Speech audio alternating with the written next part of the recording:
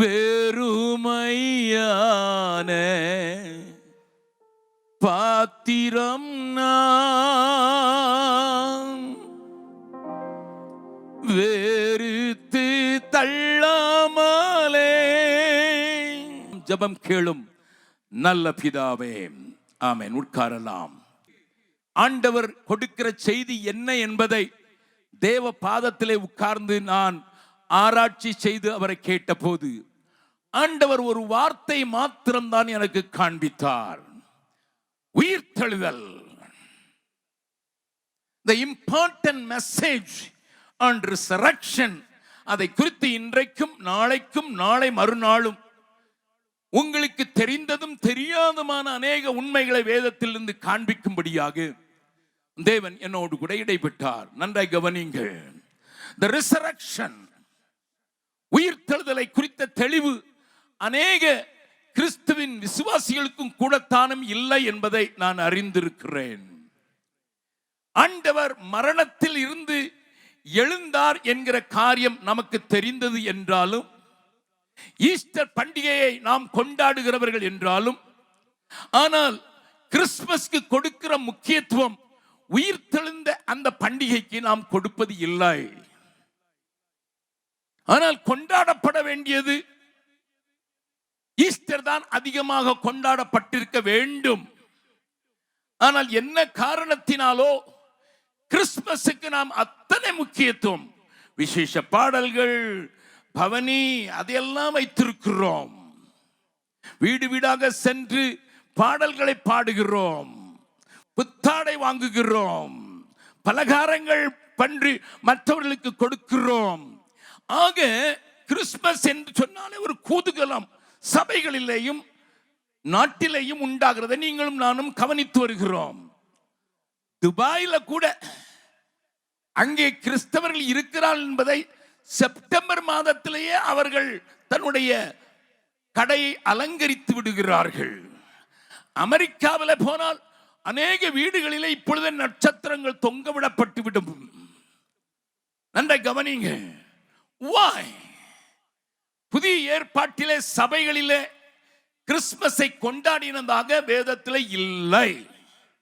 நான் அதற்கு விரோதி அல்ல. மாறாக அதையே அஸ்திவாரமாக்க மாற்றிக்கொண்டு அதையே உலகத்துக்கு அறிவிப்பதற்கு நாங்கள் அதை வட இந்தியாவில் உபயோகப்படுத்தி வருகிறோம். நற்செய்தி சொல்வதற்கு அது நல்ல நாளாக எங்களுக்கு தெரிகிறது. கிறிஸ்துமஸ் உலகம் முழுவதும் தெரிந்திருக்கிறபடினாலே கிறிஸ்துமஸ் என்று சொன்னால் பெரிய பெரிய ஆபீசர்ஸ், பெரிய பெரிய மந்திரிகளும் அந்த விழாவுக்கு வந்து விடுகிறார்கள். அதையே நாம் கிறிஸ்துவை அறிவிக்கிற காரியமாக மாற்றி விடுகிறோம். ஆகையினாலே கிறிஸ்துமஸ் கொண்டாட்டத்திற்கு அந்த நோக்கத்தோடு செய்யப்படுவதற்கு நான் விரோதி அல்ல. ஆனால் எனக்கு எப்பொழுதும் ஒரு கேள்வி உண்டு. அப்போஸ்தல நடவடிக்கைகளிலோ அல்லது அதற்கு பிறகு எழுதப்பட்ட நிருபங்களிலேயோ கிறிஸ்துமஸினுடைய கொண்டாட்டத்தை கொண்டாடினார்கள் என்றும் இயேசுவுக்கு பிறந்த நாள் கொண்டாடினார்கள் என்றும் அங்கே எங்கேயும் காணப்படவில்லை. எப்படியோ உலகத்தின் வழிபாடுகளுக்கு நம்மை விட்டு கொடுத்து விட்டோம் என்கிற ஆதங்கம் எனக்கு உண்டு. அப்பொழுது நாம் கொண்டாடி இருக்க வேண்டிய காரியம் என்ன என்றால், அது உயிர்த்தெழுந்த ஞாயிறு என்று சொல்லுகிற அந்த ஈஸ்டர் பண்டிகையே. இதற்கு அத்தியாவசியமான காரியங்களை நான் கொஞ்சம் உங்களுக்கு காண்பித்துக் கொடுத்தால் நலமாயிருக்கும் என்று நினைக்கிறேன். ஏனையா உயிர்த்தெழுதலில் அத்தனையான ஒரு முக்கியத்துவம் இருக்க வேண்டும் என்பதை காண்பிப்பதற்கு முதலாவது நான் உங்களுக்கு சொல்ல விரும்புகிறேன். இந்த உலகத்திலே உயிர் மரித்து உயிரோடு எழுந்தவர் என் இயேசு மாத்திரமே. எல்லாரும் கை வைத்து சொல்லுங்க பார்க்கலாம். எல்லாம் மண்ணுக்குள்ள போயிட்டான். சொல்லுங்க. பெரிய தலைவர்கள் போயிட்டாங்க, பெரிய பெரிய இதிகாச நாயகர்கள் போயிட்டாங்க, என் இயேசுவும் போனார். ஆனா திரும்ப வந்தார். அவருடைய கல்லறை மாத்திரம் தான் காலியா இருக்கிறது. தலைக்கு மேல கையை தட்டி ஆண்டவருக்கு மகிமை செலுத்துங்க பார்க்கலாம். Very good. எந்த ஆளுக்கும் தைரியம் கிடையாது. சென்னை பாஷையில பேசினா தில்லு கிடையாது. நீ எதிலே சிறந்தவன் என்று என்னை கேட்டால் நான் சொல்லுவேன், நீ இவ்வளவு கத்தி கத்தி பிரசங்கம் பண்ணுகிறாயே, நாடெல்லாம் வீடெல்லாம் போய் பிரசங்கம் பண்ணுகிறாயே, நாங்கள் எங்களிடத்தில் சத்தியம் இல்லையா? எங்களிடத்தில் புத்தகங்கள் இல்லையா? எங்களிடத்தில் பெரிய சித்தர்கள் இல்லையா? சித்தர்கள் இருந்தார்கள், செத்தார்கள், ஆனால் போய்விட்டார்கள். எழுதி வச்சுட்டு போயிருக்காங்க சத்துவங்களை. இயேசு மாத்திரம் உயிரோடு எழுந்தவர். அவருடைய கல்லறை மாத்திரம் தான் திறந்திருக்கிறது. இதை குறித்து கொஞ்சம் விளக்கமா சொன்னாதான் உங்களுக்கு உயிர்த்தெழுதலில் இருக்கிற துடிப்பு உங்களை பிடிக்கும் என்பதற்காக இன்றைக்கும் நாளைக்கும் நாளை மறுநாளும் கொஞ்சம் ஆழமாக எடுத்து செல்ல விரும்புகிறேன். வேதத்தின் நோக்கிலே மரணம் எல்லாருக்கும் சமீபித்தது என்பதை வேதம் நமக்கு காண்பிக்கிறது. உலகத்தில் எல்லா மதங்களும் மார்க்கங்களும் கொள்கையாளர்களும் மற்ற அனைவரும் கூட ஆண்டவன் இல்லை என்று சொல்லுகிற நாஸ்திகனும் கூட மரணத்தை விலக்க முடியாது என்பதை அறிவான். அவன் ஒரு பெரிய தீவிர கம்யூனிஸ்டியவாதியாக இருக்கலாம். மாசேத்துங், லெனின் இவங்கெல்லாம் எங்க இருக்கிறாங்க? ஹலோ, மண்ணுக்கு அடியில் இருக்கிறார்கள். உண்மைதானே? ஆமா, மாசேத்துங் பெரிய கலாச்சார புரட்சியை சைனாவிலே கொண்டு வந்தவர். இன்னைக்கும் மாவோயிஸ்ட் இருக்கிறாங்க, எங்க ஊர்ல இருக்கிறாங்க துப்பாக்கியோட. பெரிய கம்யூனிசத்தை பேசின லெனின் இருக்கிறார். ரஷ்யாவை ஆண்ட ஸ்டாலின் இருக்கிறார். நான் காணும் லெனின் சிலைய இழுத்து போட்டதை நீங்க ஒருவேளை பழைய அந்த கம்யூனிசம் விழுந்து போன போது ரஷ்யாவில் நிகழ்ந்த நிகழ்ச்சி நீங்க பார்த்திருப்பீங்க. லெனினுடைய சிலைய எல்லா ஆட்களும் சேர்ந்து கீழே போட்டாங்க. என்ன உன் தத்துவம், உன் தத்துவம் எங்களை மாத்தல, எங்க நாட்டை மாத்தல. கம்யூனிஸ்ட் விழுந்த போது மாஸ்கோ நல்லா இருந்துச்சு. நான் மாஸ்கோவுக்கும் போயிருக்கேன், உள்ள சைபீரியாவுக்கும் போயிருக்கேன். சைபீரியா அந்த நாட்கள்ல தண்டனை கொடுக்கிற இடம். கைதிகளை பிடிச்சாங்க அனுப்பிச்சிருவாங்க. 8 மாசம் பனி மாத்திரம் தான் பார்க்க முடியும். அங்க ஒரு பெரிய ஏரி இருக்குது, நல்ல குடி தண்ணீர் குடிக்கக்கூடிய ஒரு பைக்கால் என்று சொல்லப்படுகிற ஒரு பெரிய ஏரி இருக்கிறது. Big lake, very big lake, பல மைல்கள் இருக்குது. நீங்க போய் படத்தை பார்த்தீங்கன்னா ரஷ்யாவின் பக்கத்துல அங்க கிழக்கின் ஓரத்துல, வடகிழக்கின் ஓரத்துல அது மேப்ல தெரிகிற மாதிரி இருக்கும். சிங்கப்பூரை தேடினீங்கன்னா இருக்காது, ஏன்னா அது ஒரு டாட் தான். இலங்கையை தேடினா ஒரு சின்ன புள்ளி இருக்கும். ஆனா பைக்கால் லேக் அதை காட்டிலும் பெருசு, இலங்கையை காட்டிலும் பெருசு. அந்த தண்ணியில 8 மாசங்கள் மேல ஜீப் ஓட்டலாம், அவ்வளவாக ஐஸ் உறைந்து விடும். அங்கேயும் நான் போய் பார்த்தேன். நல்லா கவனிங்க, மாஸ்கோவையும் பார்த்தேன், அங்கேயும் பார்த்தேன். மாஸ்கோ நல்லா இருந்துச்சு. ஆனா சைபீரியால ஜனங்களுடைய நிலைமை நம்ம ஊரை காட்டிலும் மோசமா இருந்துச்சு. என்னுடைய நண்பர் ஒருவர் என்னை எடுத்துக்கொண்டு போய் பிரசங்கத்திற்காக அனுப்பினார். ஒரு பெரிய ஹோட்டல்ல தங்கி இருந்தோம். காலையில எனக்கு பசிச்சது, ராத்திரி முழுதும் ஒன்றும் சாப்பிட முடியல. என்ன டிராவல் பண்ணோம் ட்ரெயினில், மங்கோலியாவிலிருந்து ரஷ்யாவுக்கு டிராவல் பண்ணோம். பசிச்சது, அதனால பசியோடு கூட படுத்துட்டோம். காலையில் எந்திரிச்சு சாப்பிட்டுக்கலான்ட்டு என் நண்பர் எப்பவும் லேட்டாக எந்திரிக்கிறாள், அவர் எந்திரிக்கலை. நான் போய் அங்கே ரெஸ்டாரண்ட் இருக்குமே, பெரிய ஹோட்டல்னு சொல்லி ரெஸ்டாரண்ட்டில் போனால் ரெஸ்டாரண்ட்டில் 2 பேர் தான் இருந்தாங்க. நானும் உள்ளே போனேன். இப்போ எனக்கு ரஷ்யன் தெரியாது, அவருக்கு இங்கிலீஷ் தெரியாது. எனக்கு நான் பிரெட்டுங்கிறேன், அவன் என்னை மேலே கீழே பார்க்குறான். சரி ஒன்றும் வேண்டாயா, முட்டை ஆம்லெட் போட்டு கொடுங்கிறதுக்காக ஒரு முட்டை சைனை காட்டி தொப்புன்னு உடச்சி இப்படி குத்து அப்படிலாம் சொல்லி பார்க்குறான். அவனுக்கு புரியலை, அவளை எஜுகேஷன் பண்ணிட்டான். எங்கள் வீட்டில் இருந்த ஊமைக்கே புரியும், இப்படி காட்டி இப்படி வச்சா உடச்சி போட்டு விட்டேன்னுட்டு. கடைசியில் அரை மணி நேரம் போராட்டம் எனக்கு அவனுக்கு. நானும் என்னெல்லாமோ சொல்லி பார்த்தேன். கடைசியில் யாரோ போட்டு சாப்பிட்டுட்டு போட்ட ஒரு துண்டு ரொட்டி இந்த அதை எடுத்து இது கொண்டானே. அப்பன் சொன்னா, அவன் சொல்றான் இது ரொம்ப காஸ்ட்லிங்கிறான். இது சாதாரண ரொட்டி மம்மி மாடர்ன் பிரெட்டுக்கு அவ்வளோ விலையாம். நிறைய விலை. பரவாயில்லப்பா, பசிக்குதுப்பா, என்னத்தையா சாப்பிடணும், உனக்கு ஒன்றும் வேற ஒன்றும் விளங்க மாட்டேங்குது, நீ என்ன வச்சிருக்கணும்னு தெரிய மாட்டேங்குது. எப்படியோ அவன்கிட்ட சொல்லி ரொட்டி வாங்கினேன். ரொட்டி விலையை கேட்டால் நம்ம ஊரை காட்டிலும் 10 மடங்கு இருந்துச்சு. நல்லா கவனிங்க. ஏன்னா ரொட்டி வாங்குறதுக்கே லைனில் நின்னதை நீங்கள் டிவியில் பார்க்கலாம். கம்யூனிசம் விழுந்த போது நடந்ததை லிசன், நான் சொல்லுகிறத நன்றாய் கவனியுங்கள். ஆனா லெனின் அழைக்கப்பட்டார். அப்படி லெனின் கொள்கைகளை வைத்து வாழ்ந்த ரஷ்யா அப்படித்தான் இருந்தது. இன்னைக்கும் அப்படியே நிறைய கரைகள் இருக்குது. ஏன்னா என் மகா ரஷ்யாவில் மெடிசின் படிக்கிறதுக்கு போனா ராஸ்தவ் தோன் என்று சொல்லுகிற ஒரு பெரிய ஃபேமஸ் சிட்டியில தான் அவ யூனிவர்சிட்டி இருந்துச்சு. நாங்க பார்த்ததில்ல, எப்படியோ அவளை அங்க அனுப்பிச்சு வச்சோம். 3 நாளா போனே வரல, போனவா போனே பண்ணல. 3 நாள் கழிச்சு போன் பண்ணா ஒரே அழுக. டாடி, எங்க டாடி என்னைய கொண்டு விட்டுட்டீங்க? யூனிவர்சிட்டி தான், எங்களை ஒரே ரூம்ல போட்டிருக்காங்க, ஆம்பளை பிள்ளையும் பொம்பளை பிள்ளையும் ஒரே டார்மெட்டில் போட்டிருக்கான். அது மாத்திரம் பரவாயில்ல டாடி, நான் கொஞ்சம் பேர் இருந்துக்கிட்டோம், 75 பேர் ஒரே ரூம்ல படுக்கிறோம். ஆனா அங்க டாய்லெட்ல கதவே இல்லை டாடி. எல்லாருக்கும் காமன் டாய்லெட், கதவே இல்லை. நான் சொன்னேன் என் மகிட்ட, எம்மா ஒன்னையாவது ஆண்டவர் கதவு இல்லாத டாய்லெட் இருக்கிற ஊருக்கு கொண்டு போயிருக்காரு, என்னைய சுவரே இல்லாத டாய்லெட் இருக்கிற ஊருக்கு கொண்டு போனாரு.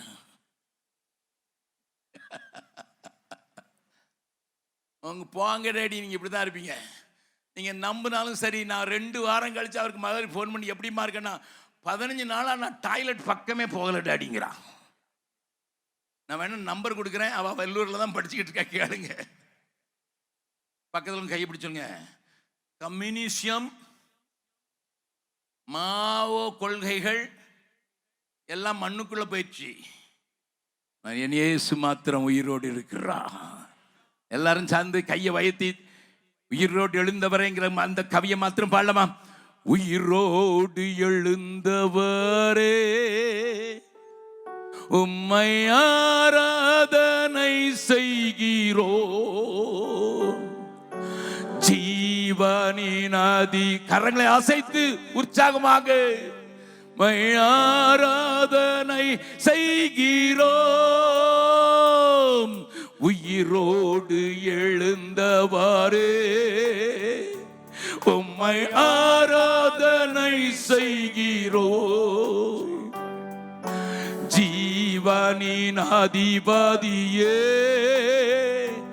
உம்மை ஆராதனை செய்கிறோம். ஓம் அல்லேலூயா ஓசன்னா,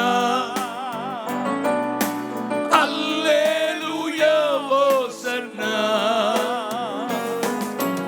அல்லேலூயா ஓசன்னா, அல்லேலூயா ஓசன்னா. மரணத்தை வென்றவரே, மரணத்தை ஜெயித்தவரே உம்மை ஆராதனை செய்கிறோம், பாதாளம் வென்றவரே, பாதாளம் வென்றவரே உம்மை ஆராதனை செய்கிறோம். மரணம் நீங்க பாடுங்க.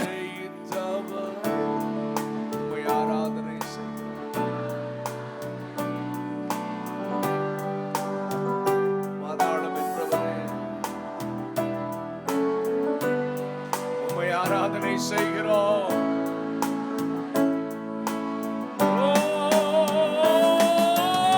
அல்லேலூயா ஓசன்னா, அல்லேலூயா ஓசன்னா,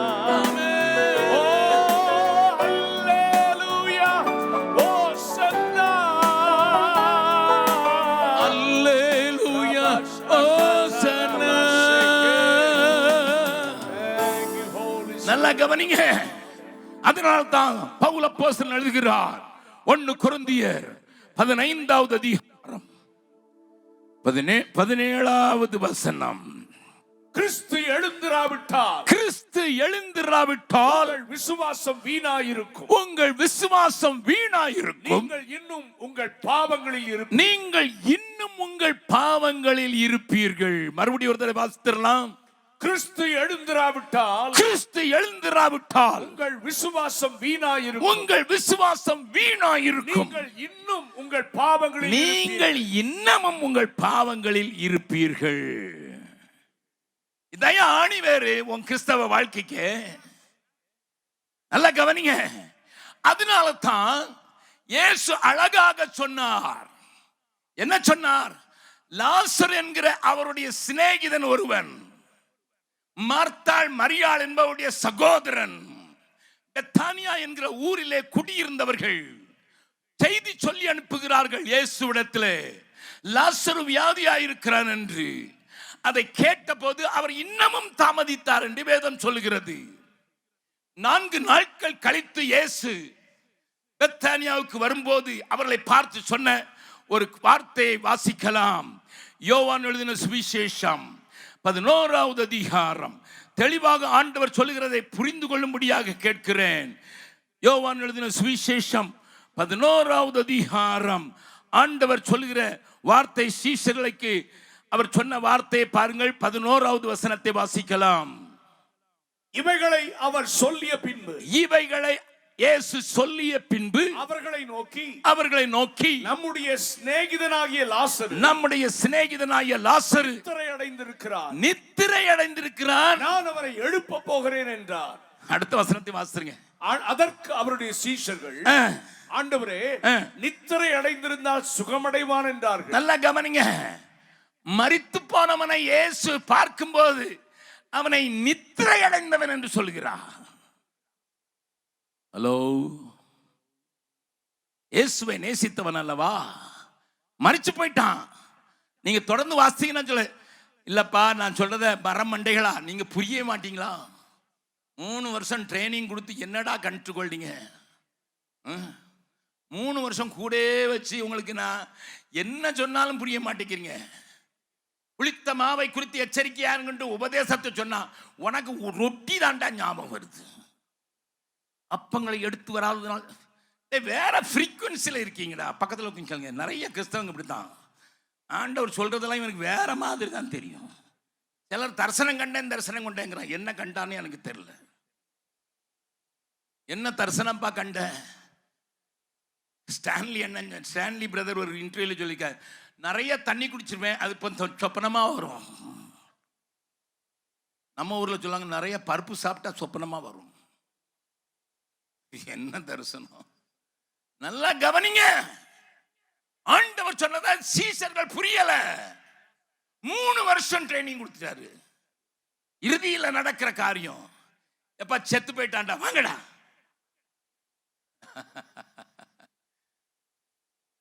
பக்கத்தில் இருங்க, பக்கத்தில் கையை கொடுத்து சொல்லுங்க, நீங்க மரமண்டையா இருந்தாலும் உங்களை நேசிக்கிறார்.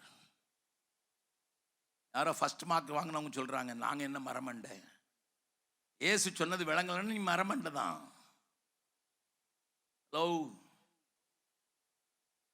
அதே இயேசு ஒரு ஓமையை சொல்கிறார். லூக்கா எழுதின சுவிசேஷம் 15வது அதிகாரம். லூக்கா 15வது அதிகாரத்தில் ஒரு காரியத்தை ஆண்டவர் விளக்கும்படியாக ஓமைகளாக சொல்கிறார். அதுல அந்த தகப்பன் சொல்கிற காரியத்தை நீங்கள் கொஞ்சம் பாருங்கள். கடைசி வசனத்தை வாசிக்கலாம். 32வது வசனம். உன் சகோதரனாகி இவனோ மரித்தான். உயிரோட வந்திருக்கான்ப்பா. பண்ணி மேய்ச்சவன் வந்துட்டான். வீட்டுக்கு வந்தவன மோதிரெல்லாம் மாட்டிட்டாரு, சட்டையும் போட்டு விட்டுட்டாரு. ஒரே குதூகலம், கொண்டாட்டமே. ஆனா ஆண்டவர் சொன்னாரு, உன் சகோதரனாய இவனோ மரித்தான், திரும்பவும் உயிர்த்தான். பக்கத்தில் உங்களை கண்ணுக்குள்ள பார்த்து சொல்லணும், நீங்க மரிச்சவங்களா நித்திரையானவங்களா? நீ பாவத்தில் வாழ்ந்தினா உனக்கு பேரு டைடு. டை அல்ல, டைடு. அதனாலதான் எபேசியர் 2:1 என்ன சொல்லி இருக்கு பார்க்கலாம். எபேசியர் 2:1, அக்கிரமங்களினாலும் பாவங்களினாலும் சொல்லுங்க. மரித்தவர்களாய் இருந்த யாரு? Already out. பக்கத்தில் சொல்லுங்க. நீ பாவத்தில் வாழ்ந்தீன்னா சொல்லுங்க சொல்லுங்க சொல்லு, சரியா சொல்லுங்க. பணத்தை பார்த்து கையை சொல்றதுல என்ன கஷ்டங்க? நீ பாவத்தில் வாழ்ந்தீன்னா நீ ஆல்ரெடி அவுட்டு.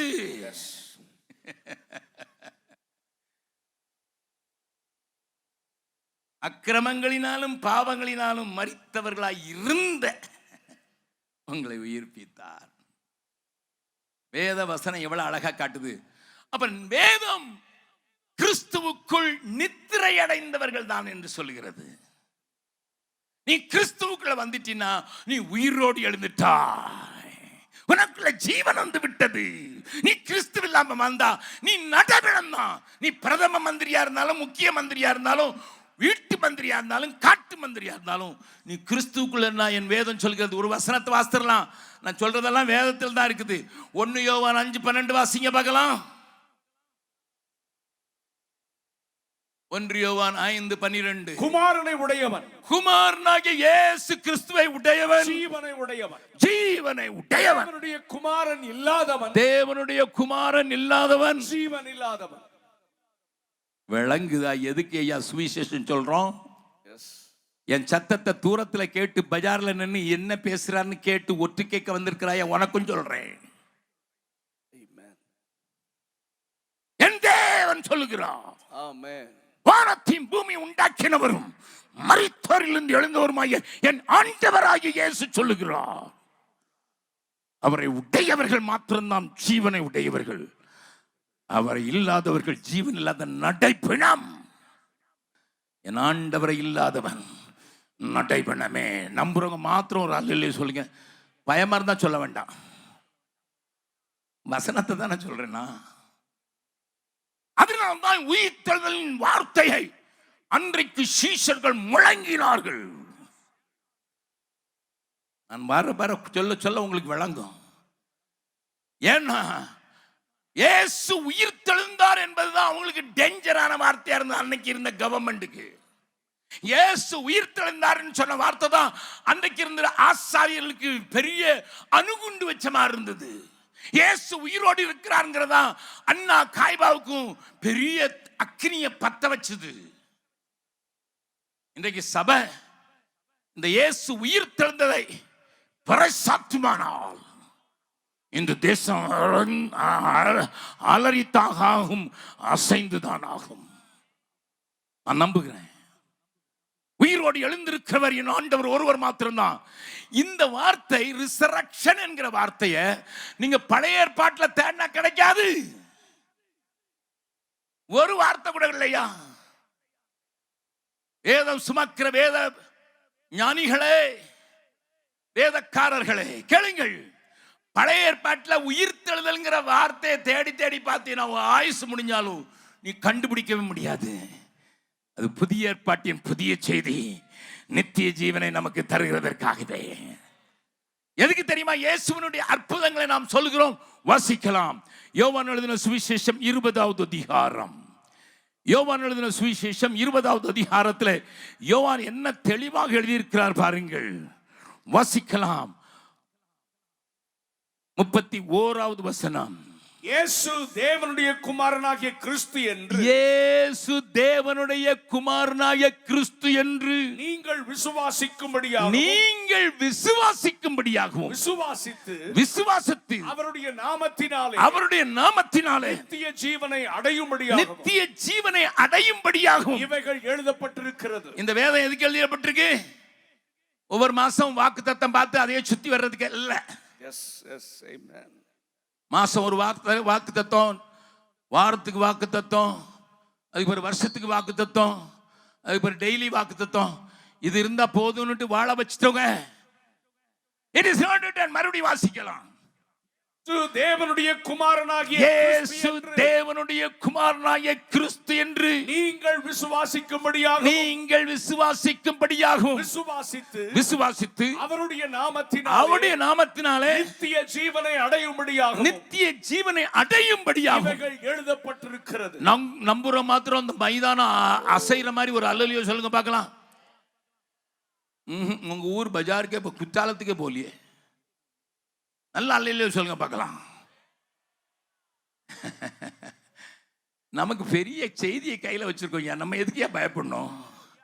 நம்ம கையில கொடுக்கப்பட்ட சாதாரண செய்தி இல்லையா, நித்திய ஜீவனை உண்டாக்கும்படியாக. அந்த ஜீவனுக்கு முடிவில்லை. அதனாலதான் கத்துறோம், தெருவா கத்துறோம், மூலமொழிக்கு கத்துறோம், ராஜ்யங்கள்ல கத்துறோம், எல்லா மொழிகளிலையும் கத்துறோம். ஏனென்றால் இயேசு ஒருவர் தான் தன் ஜீவனை கொடுத்ததினால் நான் ஜீவனை கொடுக்கவும் அந்த ஜீவன் பரிபூர்ண படம் வந்தேன் என்று சொல்கிற என் ஆண்டவர், என் ஆண்டவர், ஐயா என் ஆண்டவர். ஏன் அந்த வசனத்தை வாசித்தேன்? இப்ப இன்னொரு அதற்கு புரியும்படியான ஒரு வசனத்தை காண்பிக்கிறேன். ரோமருக்கு எழுதின நிருபம் 1வது அதிகாரம், ரோமருக்கு எழுதின நிருபம் 1வது அதிகாரத்தில் 4வது வசனத்தை வாசிக்கலாம். இயேசு கிறிஸ்துவை குறித்து 5வது வசனத்தை வாசிங்க. மாம்சத்தின்படி தாவீதின் சந்ததியில் மாமிசத்தின்படி தாவீதின் சந்ததியில் பிறந்தவரும் பரிசுத்தமுள்ள ஆவியின்படி தேவனுடைய சுதன் என்று மரித்தோரிலிருந்து உயிர்த்தெழுந்ததினாலே ரூபிக்கப்பட்ட, உயிர்த்தெழுதல் ஆண்டவரை ஜீவிக்கிறவர் என்றும் தேவனுடைய குமார் என்றும் பலமாய் ரூபிக்கப்பட்ட தேவகுமாரனுமாயிருக்கிறார். ஹல்லேலூயா. The resurrection proves Jesus is a son of God. Yes. இஸ்லாமிய நண்பர்கள் அங்கே நிற்கலாம், ஒருவேளை இந்த கூட்டத்தில் உட்கார்ந்து இருக்கலாம். இஸ்லாமிய நண்பர்களுக்கு நான் சொல்லுவேன், நாங்கள் இயேசுவை தேவனுடைய குமாரன் என்று சொல்வதை நீங்கள் மறுதலிக்கிறீர்கள். நீங்கள் சொல்லலாம் இயேசு ஒரு தேவனுடைய தீர்க்கதரிசி என்று சொல்லுகிறோம் நாங்கள், நீங்கள் தேவனுடைய குமாரன் என்று சொல்கிறீர்கள். ஏனையா இதுதான், இயேசு தேவனுடைய குமாரன் என்று அவர் மரித்தோரிலிருந்து உயிர்த்தெழுந்ததினால பலமாய் நிரூபிக்கப்பட்டிருக்க. மறுபடியும் கையை தட்டி ஆண்டவருக்கு நன்றி செலுத்தலாமா? ஒரு இடத்துல கூட்டம் நடத்துறதுக்கு போனேன் நான் என்னுடைய டீமோட.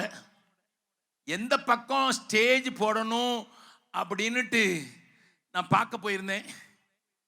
அப்போ பக்கத்தில் இஸ்லாமியர்கள் வாசிக்கிறாங்க. ஒரு 7 வயசு பொடியன் வந்தான். வந்து அவன்கிட்ட பார்த்து சொன்னான், நான் பாட்டு பாடி டான்ஸ் ஆடட்டுமான்னு கேட்டான். நான் அவனை பார்த்து கேட்டேன், உன் பேர் என்னடான்னு கேட்டேன். சட்டை போடலை, மேலே சட்டை போடலை, வெறும் ஆஃப் பேண்ட் போட்டிருக்கான். தலையில் எண்ணெய் கிடையாது. அவன் போட்டிருக்கான். அவன் சொன்னான் அங்கிள்.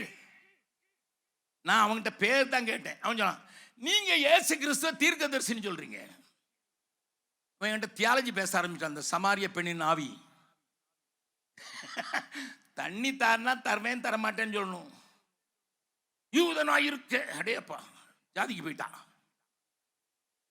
ஹலோ, அவன் சொல்றான், பொடியே என்கிட்ட சொல்றான், நீங்கள் இயேசுவை தீர்க்கதரிசி நாங்கள் தான் தீர்க்கதரிசி சொல்றோம், நீங்க குதா க பேட்டா, அதாவது தேவனுடைய குமாரன் சொல்றீங்க. அது மட்டும் சொல்லல, எங்க அப்பா ஒரு இந்து கல்யாணம் கட்டிட்டு ஊரை விட்டு போயிட்டாரு. முழு ஹிஸ்டரியை சொல்ல ஆரம்பிச்சிட்டான். எனக்கு சமாரிய ஸ்திரீ தான் ஞாபகம் வந்துச்சு. நான் கேட்டேன், எப்படிடா டான்ஸ் ஆடுவேன்னு சொன்னா, ஷாருக் கான் மாதிரி டான்ஸ் ஆடுவேன். ஷாருக் கானை தெரியும், ஆனா சாவை வென்ற இயேசுவை தெரியாது. நல்ல கவனிங்க, காது கொடுத்து கவனிங்க. உங்களுக்கும் எனக்கும் தெரிந்திருக்க வேண்டிய செய்தி இயேசுவின் உயிர்த்தெழுதலில் வல்லமையும் அதனுடைய நிரூபணமே. 2 நாள் பேசும்போது உங்களுக்கு விளங்கிரும். இன்னும் வேற செய்தி பேச முடியாது. இயேசு உயிரோடு இருக்கிறார் என்கிற காரியம் தான். Jesus lives.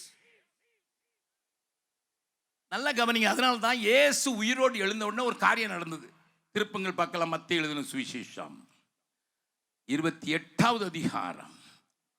இயேசு உயிரோடு எழுந்த உடனே அன்னைக்கே அதை நிறுத்தணும், அந்த பிரசங்கத்தை கேட்கக்கூடாதுன்னு சொல்லி அன்னைக்கு இருந்த அண்ணா காய்பாவும் ஆசாரியர்களும் எதிரிகளும், இயேசுவின் எதிரிகளும் சுவிசேஷத்தின் எதிரிகளும் ஒன்று செய்தாங்க. என்ன செய்தாங்க? முதல்ல பிலாத்திரத்தில் போய் இந்த எத்தன் உயிரோடு இருக்கும்போது உயிரோடு வருவேன் கல்லறைக்கு முத்திரை போட்டு காவல் வையும்.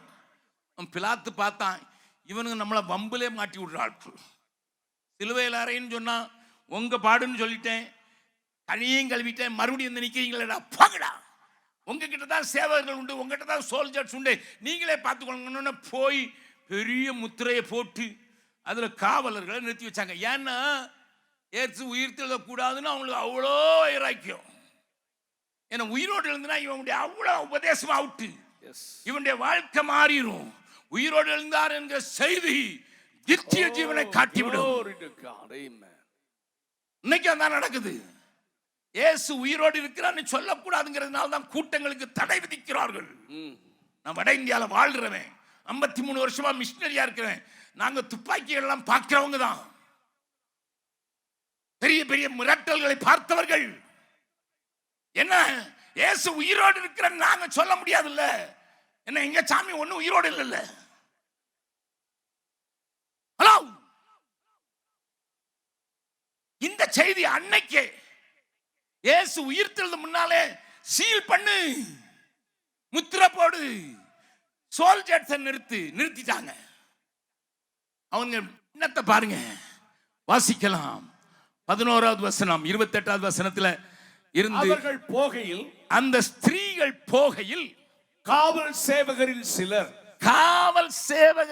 சிலர் நகரத்துக்குள்ளே வந்து நடந்த யாவற்றையும் பிரதான ஆசாரியருக்கு அறிவித்தார்கள். உடனே பிளான் பண்றான் பாருங்க. இவர்கள் மூப்பரோட கூடி வந்து ஆலோசனை பண்ணி சேவகருக்கு வேண்டிய பணத்தை கொடுத்து, பக்கத்தில் இருக்க கையை பிடிச்சு சொல்லுங்க, அன்னைக்கே லஞ்சம் கொடுத்திருக்கான். எதுக்கு லஞ்சம் கொடுத்திருக்கான்? உயிர்த்தெழுதலை மறைக்க உயிர்த்தெழுதலை மறைக்கிறதுக்கு லஞ்சம் கொடுத்திருக்கான் பாருங்க அன்னைக்கே. ஏன்னா எழுந்தான்னு சொன்னாது அவனுக்கு வேட்டு, அவனுக்கு வெடி வைக்கிறது, அது அவனுக்கு குண்டு வைக்கிறது. அதனால தான் பின்னால நீங்க நான் வசனத்தை காட்டி கொடுக்கிறேன். அந்த அப்போஸ்தலரை பிடித்து அவமானப்படுத்தி அடித்து அவர் நாமத்தையும் சொல்லக்கூடாது, அவர் உயிரோடு எழுந்ததும் சொல்லக்கூடாது, இந்த உபதேசத்தை சொல்லக்கூடாது.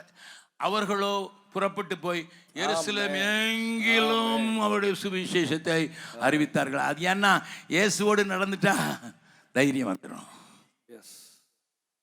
ஆட்கள் இயேசுவோட நடக்காதனால தான் பாஸ்டருக்கு வாரம் பயப்படாதன்னு சொல்ல வேண்டியிருக்கு. இயேசுவோட நடந்தா பயம் எதுக்கு ஐயா? இயேசுவோட நடந்துட்டா பயம் எதுக்கு? என்னை எத்தனை தடவை தெரியுமா கூட்டு போயிருக்காங்க, சட்டையை பிடிச்சி இழுத்துட்டு போயிருக்காங்க. ஒரு நாள் ஒரு கூட்டத்தில் நான் பேசிக்கிட்டு இருந்தேன், பஸ் ஸ்டாண்டில் சஸ்ராம்ங்கிற ஊரில்.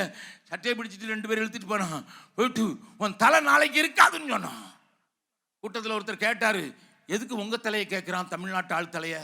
நான் சொன்னேன், அவன் தலைக்குள்ளே இல்லாது என் தலைக்குள்ளே இருக்குது, அது கேட்குறான்.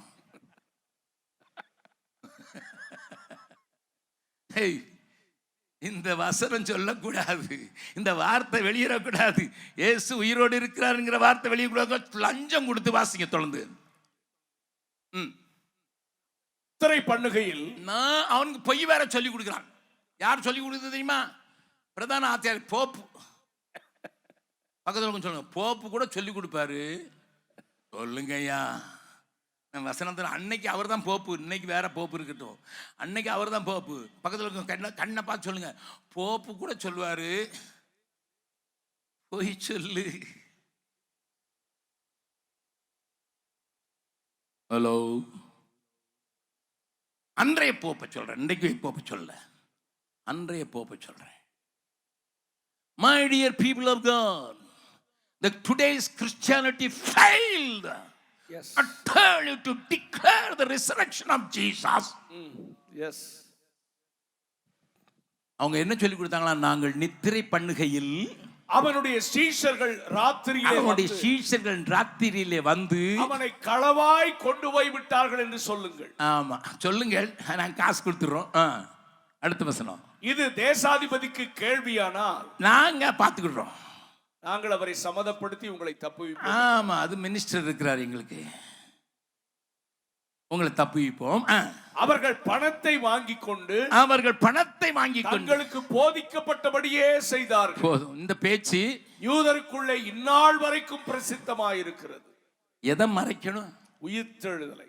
நல்ல கவனிங்க, வேதாளம் பாதாளம் யாவையும் ஜெயித்த வீரமுள்ள திருநாமமது. வேதாளம் பாதாளம் யாவையும் ஜெயித்த வீரமுள்ள திருநாமமது.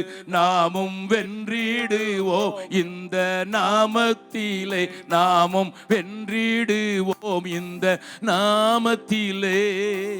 இயேசு என்ற திருநாமத்திற்கு எப்போதுமே மிக ஸ்தோத்திரம். இயேசு என்ற திருநாமத்திற்கு எப்போதுமே மிக. கரந்தட்டி நம்புறவங்க மாத்திரம் வேதாளையும் பாதாளத்தையும் ஜெயித்தவர்ங்கிறத நம்புறவங்க மாத்திரம் மறுபடியுமாக அதை பாட முன்னால ஒரு வசனத்தை வாசிடலாம். அதை பாட போறோம், ஆனா அதுக்கு முன்னால வாசிருங்களேன். வெளிப்படுத்தின விசேஷம், வெளிப்படுத்தின விசேஷம் 1வது அதிகாரம்.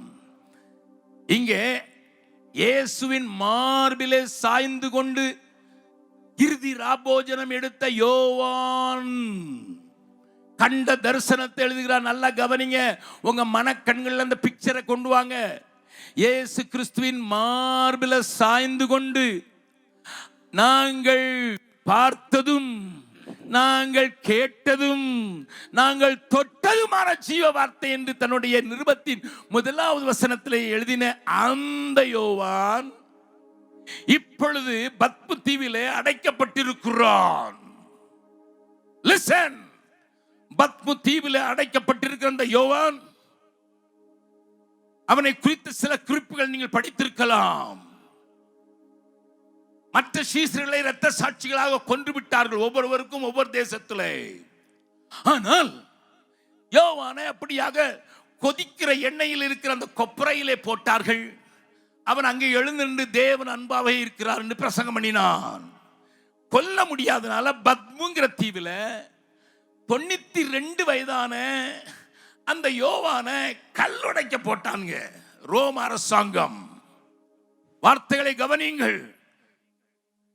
ஏன்னா ரோமா புரிக்கு கட்டடங்களை கட்டி ஐரோப்பாவை நிரப்புறதுக்கு பெரிய பெரிய கல்லு பத்மு தீவில் இருந்து எடுத்து போகணும்.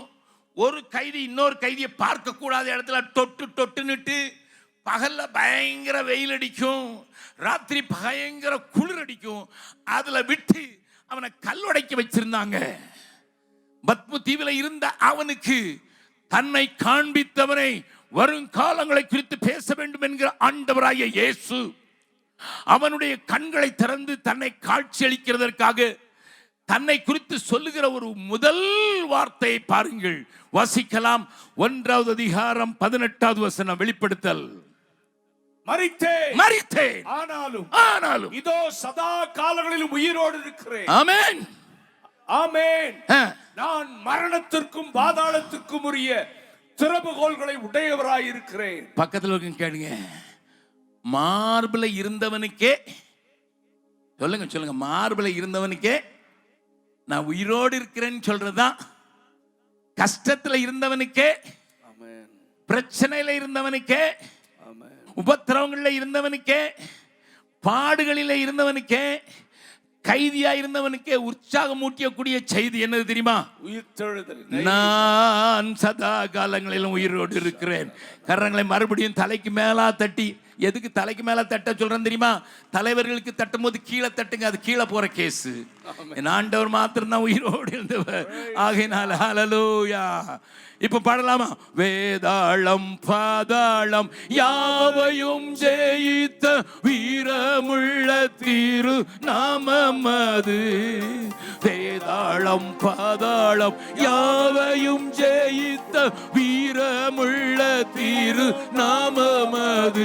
நாமும் வென்றிடுவோம் இந்த நாமத்திலே, நாமும் வென்றிடுவோம் இந்த நாமத்திலே. இயேசு என்ற திருநாமத்திற்கு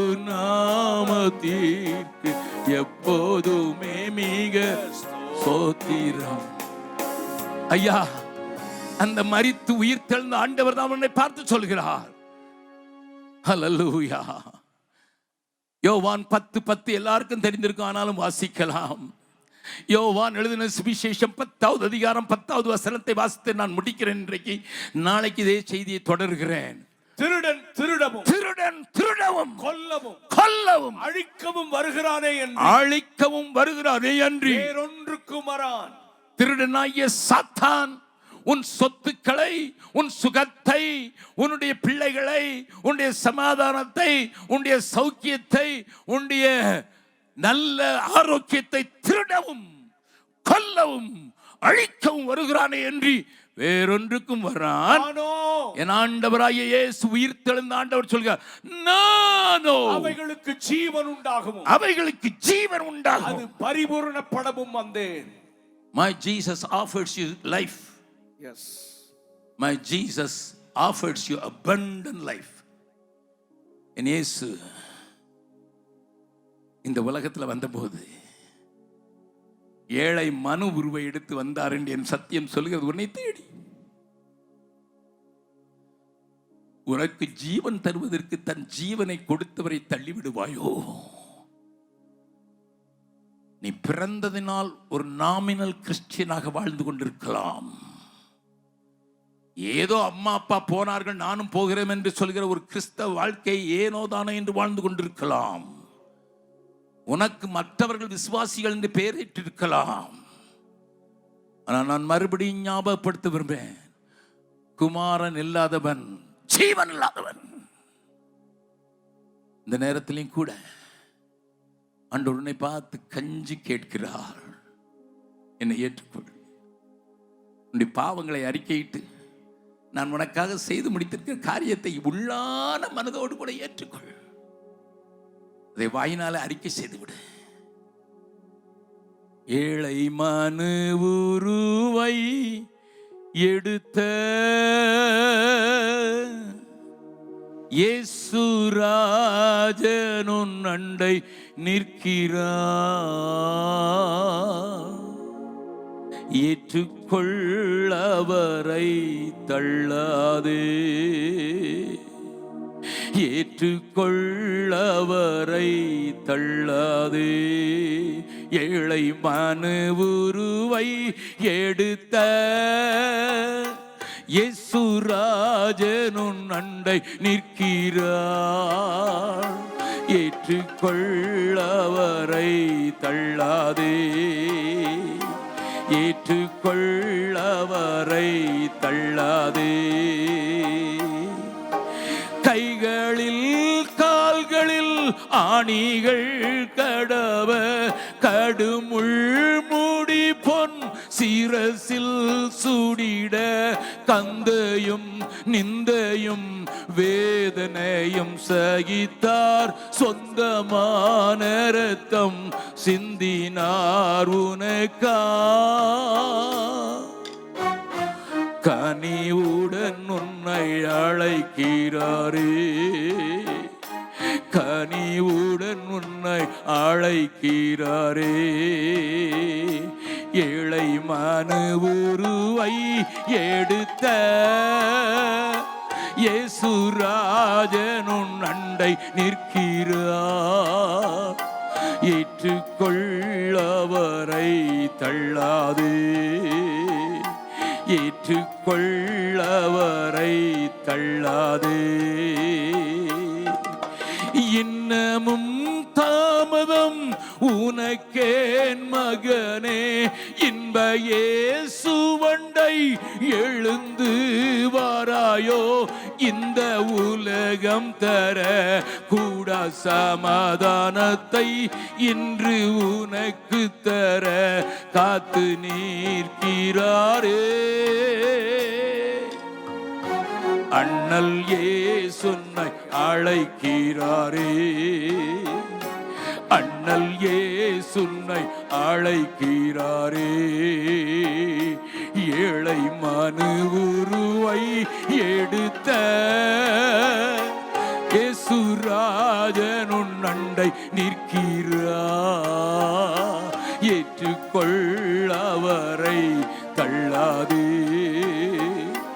ஏற்றுக்கொள்ளவரை தள்ளாதே.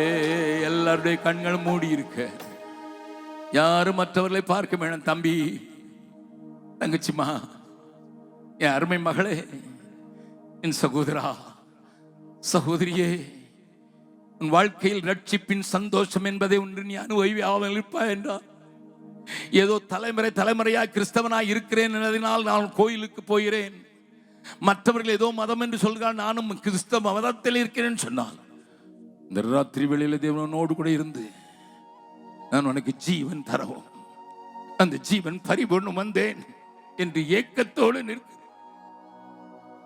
என்னவும் தாமதம் உனக்கேன் மகனே, இன்ப இயேசுவை எழுந்து வாராயோ என்று சொல்கிற சத்தம் உனக்கு இருதயத்தில் துணிக்குமானால், எல்லாருடைய கண்களும் மூடி இருக்க, பிரதர் அகஸ்டின் ஜெபக்குமார் எனக்காக ஜெபம் பண்ணுங்கள். இந்த இயேசுவை நான் சொந்த ரட்சகராக ஏற்றுக்கொள்வதற்கு தடையாய் இருக்கவில்லை, தள்ளிவிட்டு என் பாவத்தை தள்ளிவிட்டு ஜீவாதிபதியை நோக்கி ஓடி வருகிறேன் சொல்கிற மாத்திரம் அவர்களுக்காக நான் ஜெபிக்க விரும்புகிறேன். உன் வலது கையை தூக்கி காண்பிப்பாய் என்றால் உனக்காக நான் ஜெபிக்க விரும்புகிறேன். அல்லேலூயா. தேவனோடு கூட பேசி இருக்கிறார்.